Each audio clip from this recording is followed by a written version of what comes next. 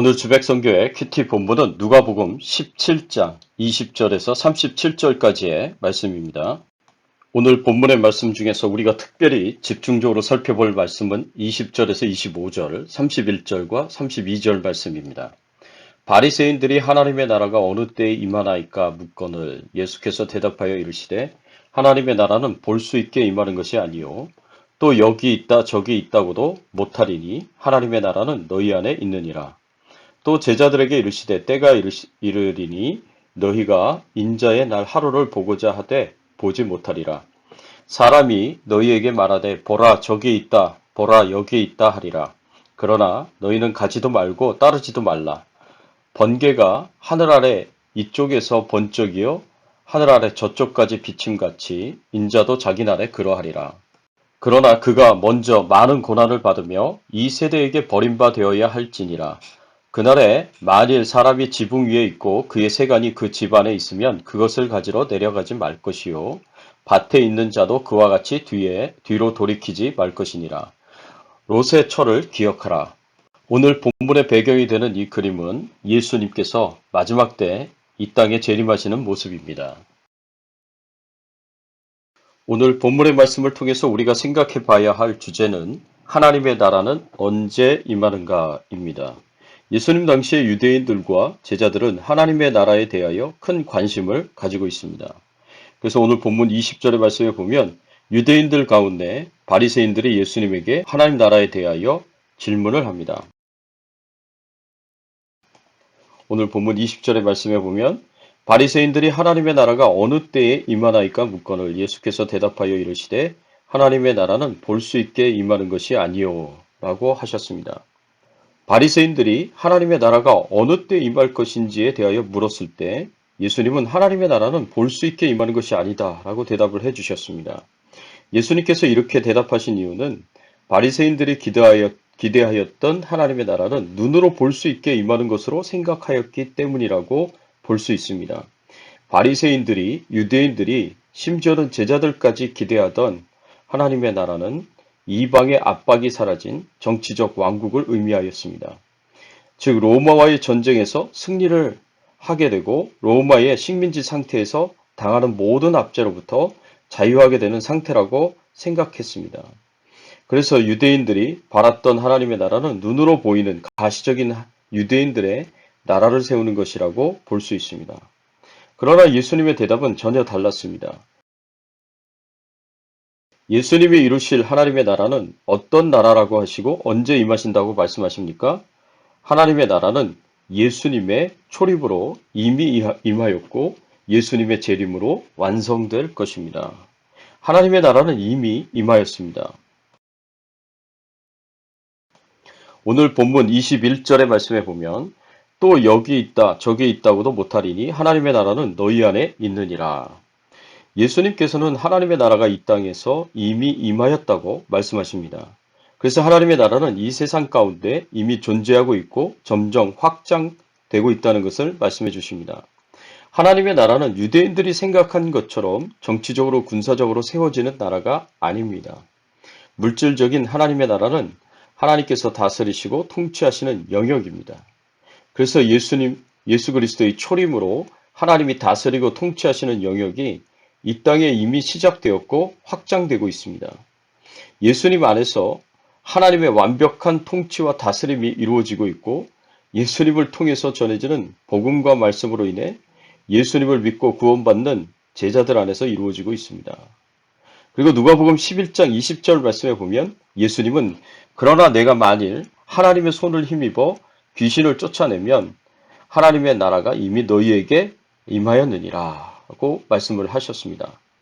예수님께서 귀신을 내어 쫓으시고 병든 자를 고치셨을 때 예수님께서 이와 같이 귀신이 쫓겨가고 사단의 영역이 흔들리고 무너지면 하나님의 나라가 이미 임한 것이다 라고 말씀하십니다. 그리고 실제로 예수님의 제자들이 파송을 받아 사람들에게 복음을 전하러 갈 때 예수님께서 이들에게 귀신을 제어하는 권세와 병든 자를 치유할 수 있는 능력을 주셨습니다. 이런 권능을 받은 제자들이 사역을 할 때 귀신이 쫓겨나고 병자들이 치유를 받았습니다. 그리고 제자들이 사역 보고를 할 때 귀신들이 항복한 것에 대해서 예수님께 보고할 때 예수님께서 이런 말씀을 하셨습니다.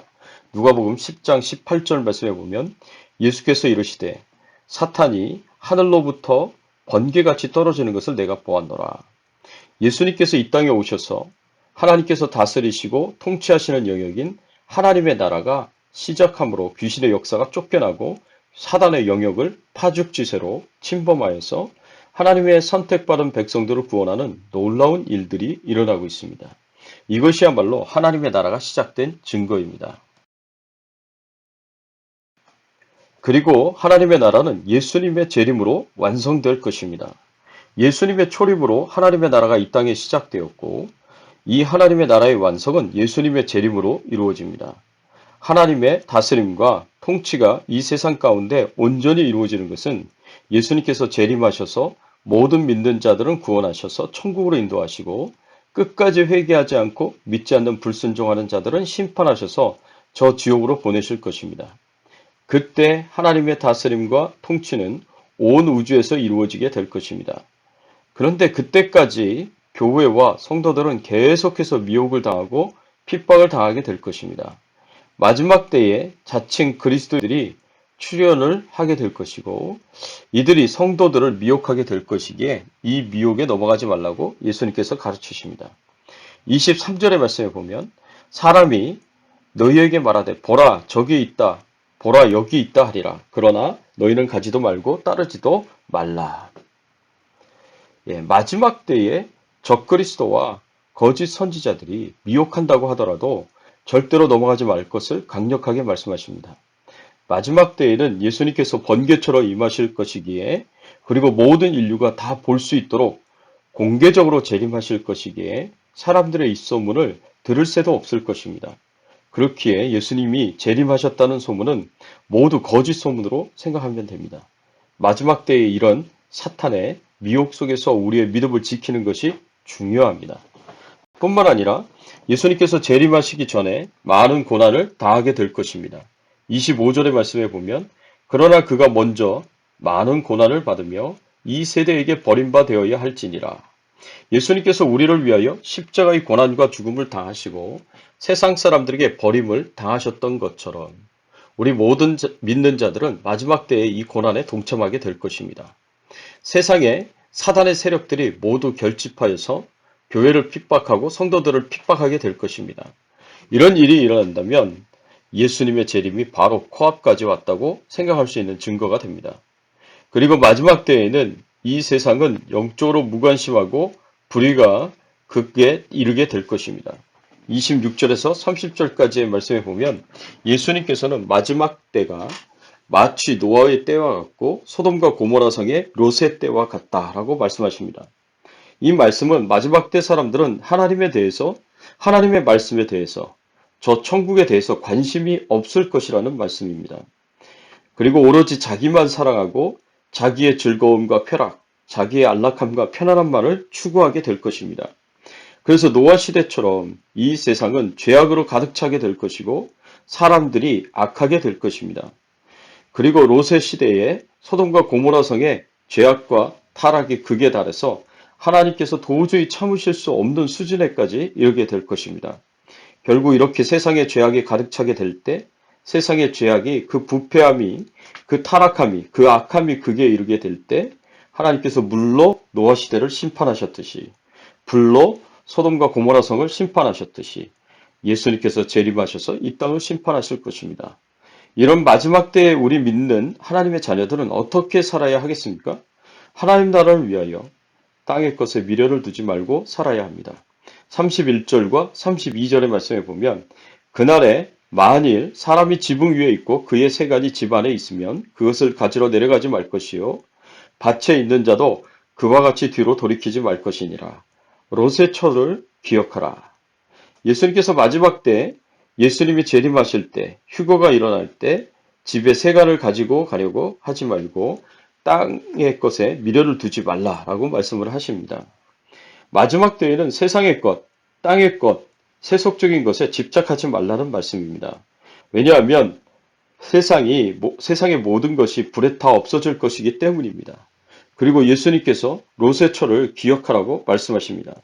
롯의 처가 소돔과 고모라 성에 유황불이 떨어질 때 자신이 쌓아둔 것들에 대한 미련으로 하나님의 말씀을 어기고 돌아보아서 소금기둥이 된 것을 기억하라고 말씀하신 것입니다. 그래서 마지막 때 우리의 관심이, 우리의 마음이, 우리의 삶이 예수님께서 이 땅에 오시는 재림과 저 천국에 대한 소망에 집중되어야 합니다. 세상 것에, 땅의 것에 미련을 두지 말고 집착하지 말고 하늘의 것에 예수님의 재림과 천국에 우리의 모든 것이 집중되어야 할 것을 가르치십니다. 그렇지 않으면 마지막 때 일어나는 적그리스도의 미혹과 믿는 자들에 대한 핍박을 견뎌내지 못할 것입니다. 사랑하는 성도 여러분, 예수님의 초림으로 이미 하나님의 나라는 이 땅에 임하여 시작되었습니다. 그리고 예수님의 재림으로 하나님의 나라는 완성될 것입니다. 그 사이에 우리의 믿음을 시험하는 적그리스도의 미혹과 핍박이 일어나게 될 것입니다. 부디 이런 사실을 마음속에 새기시고 늘 하늘의 것, 예수님의 재림과 저 천국의 소망에 집중하며 끝까지 믿음으로 승리하시기를 예수 그리스도의 이름으로 축원합니다.